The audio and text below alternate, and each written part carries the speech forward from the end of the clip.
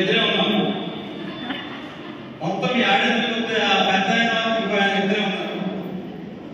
ఇది ఈరోజు మహిళా దినోత్సవం మాట్లాడడానికి వచ్చినప్పుడు అయితే ఇంతమంది మహిళలు మాట్లాడుతున్నప్పుడు నలుగురు ఉన్నారు కాబట్టి జాగ్రత్తగా మాట్లాడలేదు. ఎందుకంటే కోర్టులో న్యాయవాదిగా ఏం మాట్లాడినా కూడా జడ్జి గారు ఇద్దరు మిగతా మాట్లాడగానే ఇక్కడ జాగ్రత్తగా మాట్లాడలేదు. కాబట్టి ఎందుకు అసలు ఈ మహిళా దినోత్సవం జరుపుకుంటున్నాం, అసలు మహిళకి ఎందుకు ప్రాధాన్యత ఇవ్వాలా, ఇవ్వాల్సిన అవసరం ఏంటి అని చెప్పి ఒక క్వశ్చన్ వస్తుంది కదా మగవాళ్ళకి. దానికి సమాధానం మీరు ఎవరు చెప్పగలరా? మరి ఇద్దరు సమాధానం అంటారు. మరి నా మహిళల గురించి ఎందుకు మాట్లాడతారు, మిగతా వాళ్ళ గురించి కాకుండా మాకే సమానం అంటారు. అసలు మాకు సమానం ఎందుకు ఇవ్వాలా, ఎందుకు మాకు అంత గౌరవం ఎప్పుడైనా ఆలోచించారా? అది ఆలోచిస్తే కనుక దానికి సమాధానం అప్పుడు మీకు దొరుకుతుంది. ఏంటంటే మన అందరికీ ఎక్కువగా ప్రేమించేది అమ్మను కదా.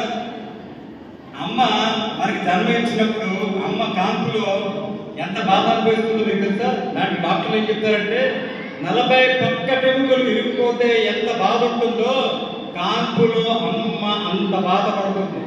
అంత బాధపడి మనకి జన్మనిస్తే మనం ఈ భూమి మీదకి వచ్చాం కాబట్టి అమ్మకి అంత వాల్యూ. అది అమ్మలో ఉన్న గొప్పతనం. అందుకోసమే అమ్మని అందరూ అంతా పొగిడేది. ఆ తర్వాత ఒక స్త్రీ అనేసరికి అమ్మ, భార్య, చెల్లి, అక్క, అమ్మమ్మ, వదిన, అత్త, తోటి కోడలు, ఈ రెండు కూడా ఉన్నాయి. ఇవన్నీ ఉన్నాయి.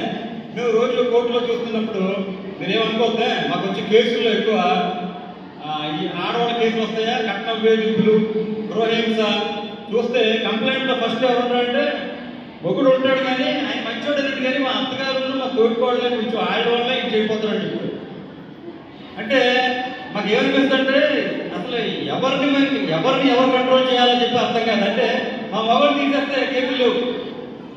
మాది జనరల్గా కేసుల్లో మీరు చూసుకోండి, లాయర్ గారు కూడా ఉన్నారు. ఎందుకంటే అలా జరుగుతుంది.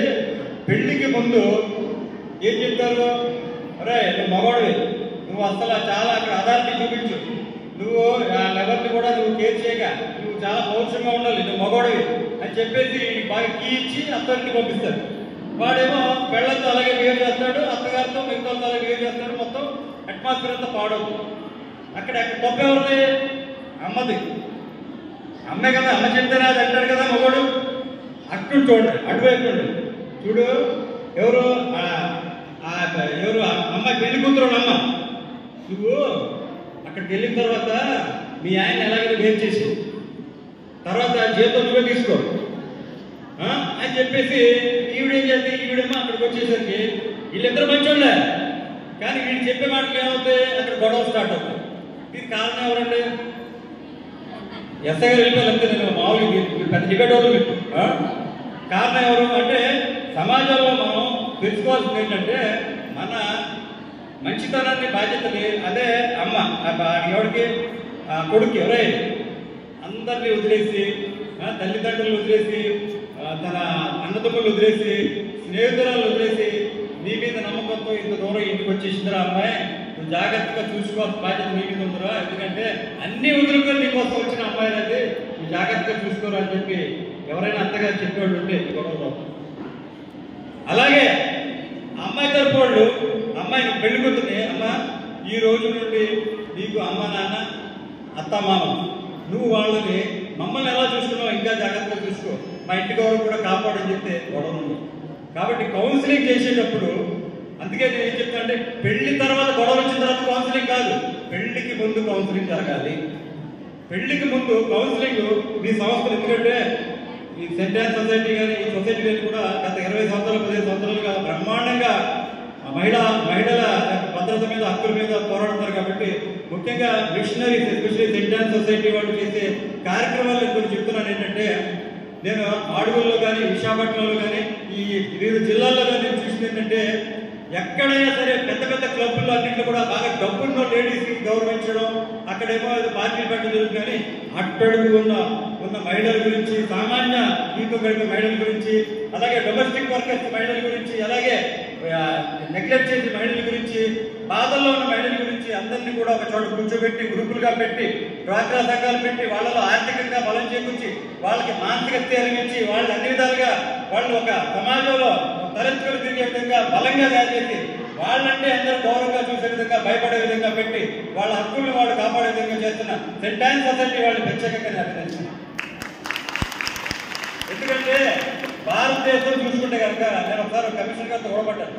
ఏంటంటే ఈరోజు హాస్పిటల్స్ ఇలా ఉన్నాయి, స్కూల్స్ ఉన్నాయి, కానీ ఒకప్పుడు 50 సంవత్సరాల క్రితం 40 సంవత్సరాల క్రితం కనుకంటే ఈ భారతదేశంలో ఎక్కువగా హాస్పిటల్స్ కానీ స్కూల్స్ కానీ పెట్టి విద్యని వ్యాప్తి చేసుకుంటూ కానీ భారతదేశంలో వాళ్ళ ఆరోగ్యం కోసం హాస్పిటల్ పెట్టి కానీ కొన్ని లక్షల కోట్ల కుటుంబాలకి ఎంతో మంచి చేసిన ఈ మిషనరీ సేవలు మనం ఎక్కువగా మర్చిపోవచ్చు.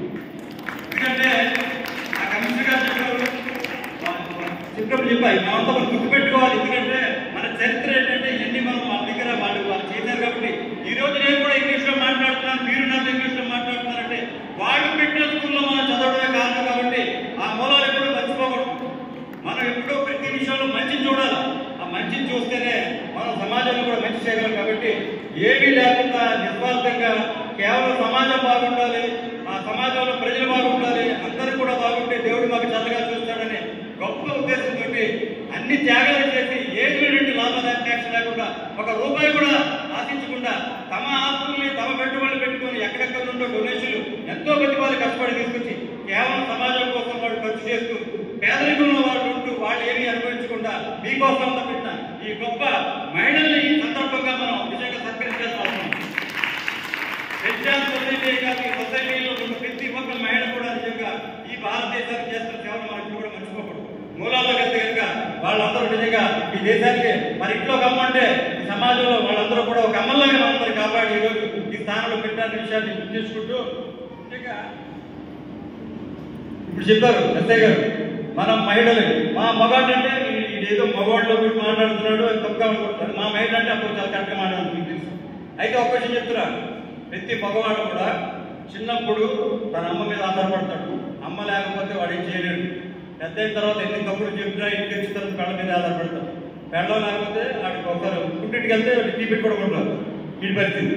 ఆ తర్వాత వయసు అయిపోయిన తర్వాత ఎవరు కూతురికి నాన్న అంటే ఎంతో ప్రేమ ఉంటుంది. మగవాడి కంటే వాడి బాధ్యతలు వాడి పెళ్ళ వాడి పిల్లలు చేయనప్పుడు కానీ జనరల్గా మనకు తెలిసింది కూతురికి మాత్రం నాన్నంటే ప్రాణం. కాబట్టి ప్రతి చోట కూడా మగవాడు స్త్రీ మీద డిపెండ్ అయ్యాడు. కాబట్టి వాళ్ళని ఎక్కడ కూడా నెగ్లెక్ట్ చేసే అవకాశాలు లేవు. కాబట్టి మీరందరూ కూడా మహిళా దినోత్సవం చెప్పుకుంటాం. కానీ నిజంగా ఈరోజు ప్రపంచవ్యాప్తంగా కానీ దేశవ్యాప్తంగా కానీ రాష్ట్ర వ్యాప్తంగా కానీ మనం ఒకసారి గణాంకాలు తీసుకుంటే కనుక మహిళలు ఇంకా చాలా వెనుకబడే ఉన్నారు. ఆర్థికంగా వెనుకబడి ఉన్నారు, సామాజికంగా వెనుకబడి ఉన్నారు, అన్ని విధాలుగా వెనుకబడి ఉన్నారు. ఏదో ఇక్కడ ఎంతమంది కూర్చున్నాం, ఏదో అక్కడ ఎంత గారు కూర్చున్నాం కాదు. ఈ భారతదేశ జనాభా 140 కోట్ల మందిలో ఎంతమంది ఉద్యోగాలు మహిళలు ఉన్నాయి, ఎంతమంది ఉద్యోగాలు ఆర్థికంగా స్ట్రాంగ్ అయ్యారు, ఎంతమంది మహిళలు ఆరోగ్యంగా ఉన్నారు. ఎందుకంటే వాళ్ళు ఎప్పుడు వాళ్ళ ఆరోగ్యం గురించి పట్టించుకోరు. వాళ్ళ ఆయన తిన్నాడా లేదా, పిల్లలు తిన్నారా లేదా, వీటి గురించే కానీ వాళ్ళ ఆరోగ్యం గురించి పట్టించుకోవడం కానీ వాళ్ళ హాస్పిటల్కి వెళ్ళడం కానీ వాళ్ళ కేర్ తీసుకోవడం కానీ చాలా అరుదుగా జరుగుతుంది. కాబట్టి నిజమైన త్యాగశీలి మహిళ. కాబట్టి ఆ మహిళకి అంత గౌరవం రాజ్యాంగంలో ఇవ్వబడింది. అంబేద్కర్ గారు రాసిన రాజ్యాంగంలో మహిళలకి అంత గౌరవం ప్రత్యేకంగా వాళ్ళకి రిజర్వేషన్లు అయిన ఇవ్వాలి. ఎందుకు చెప్పారంటే ఎప్పుడైతే మనం వెనకబడి ఉన్నామో మనందరికి కూడా రిజర్వేషన్లు అవకాశం ఇచ్చి వాళ్ళకి సమాన అవకాశాలు కల్పిస్తేనే సమాన అవకాశాలు కలుగుతాయి. కాబట్టి మహిళలకి సముచిత స్థానం కావాలంటే వాళ్ళకి ప్రత్యేకంగా వాళ్ళని గుర్తించి వాళ్ళని ప్రోత్సహించాల్సిన అవసరం ఉంది. కాబట్టి ఈ మహిళా దినోత్సవం జరుపుకోవడం ఉద్దేశం ఏంటంటే అసలు మహిళలు డెవలప్మెంట్ ఎలా ఉంది, వాళ్ళ యొక్క ఆర్థిక పరిస్థితి ఎలా ఉంది, ఎస్ఎస్టీస్ అంటే గత సంవత్సరం ఎలా ఉంది, ఈ సంవత్సరం ఎలా ఉంది అని చెప్పి కూడా మనం మాట్లాడుకోవాలి. కాబట్టి ఇక్కడ మీ యాక్టివిటీస్ మీ డెవలప్మెంట్స్ అన్ని చూసిన తర్వాత నిజంగా ఇక్కడ జిల్లా గారి నాయకత్వంలో మిగతా సిస్టర్స్ ఈ సెయింట్ యాన్ సొసైటీ వాళ్ళందరూ కూడా వాళ్ళు చేస్తున్న ఈ యొక్క గొప్ప కార్యం తపన తర్వాత మీ అందరికీ ఇంకోటి పెట్టి ఇంత సక్సెస్ఫుల్గా మీటింగ్ పెట్టడం అందరూ పిలవడం, నన్ను కూడా విశాఖపట్నం పిలవడం నేను చాలా గర్వంగా భావిస్తూ మీ అందరితో నా యొక్క అభిప్రాయాలు పంచుకున్నందుకు నేను చాలా ఆనందంగా ఫీల్ అవుతూ తప్పకుండా ఇంకొకసారి పిలిస్తే వచ్చి నేను కూడా ఎస్ఐ గారు ఉన్నప్పుడు మాట్లాడుతుందని చెప్పి తెలియజేసుకుంటూ మీ అందరికీ కూడా మహిళా దినోత్సవం బాగా తెలియజేసుకుంటా. జై హింద్. ఎస్పెషల్లీ నిర్మలా మ్యాజిస్ట్రేట్ గారు కూడా ప్రత్యేకంగా ధన్యవాదాలు. ఎందుకంటే నాకు ప్రత్యేకంగా పిలిచినందుకు నేను వచ్చాను. అలాగే మిగతా వాళ్ళందరూ కూడా ధన్యవాదాలు. జై హింద్.